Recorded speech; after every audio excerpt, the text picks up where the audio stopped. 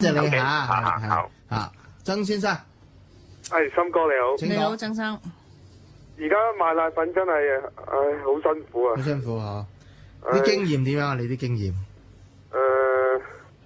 真係我住沙田區嘅，係真係買罐奶粉真係我要由沙田係去到旺角，哇，去到上水都冇。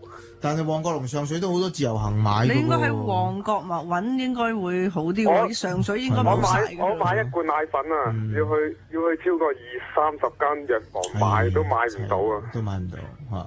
個細路幾大啊？個細路6個月大。哎呀，真係呢個有一個3歲。冇得改，食其他嘢啦，肯定要食奶粉啦。6個月。冇啊，真係好辛苦啊！咁我特登去上水等。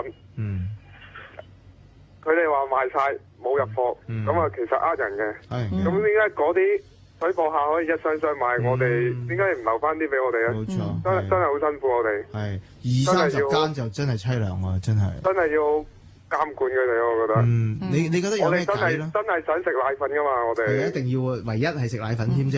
係啊，食唔到其他嘢。我哋6個月嗰啲食乜嘢啊？就係淨係食兩個奶粉啫。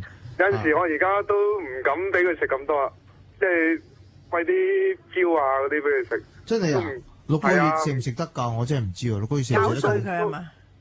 都得嘅，唔敢俾佢食咁多，驚買唔到啊！個營養係完全唔同㗎嘛。係啊，起碼要破1個禮拜至2個禮拜先破到一罐。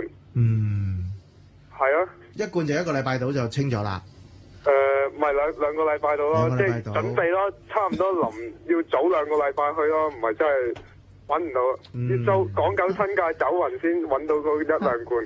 咁呢個係最近嘅事啊，定係已經好幾個月係咁樣？好，由我大仔開始㗎啦。幾年㗎咯喎。係啊。但係又唔係長期係咁。但係大家而家先出聲嗬。係咪啊？唔係，其實不嬲都想出聲㗎。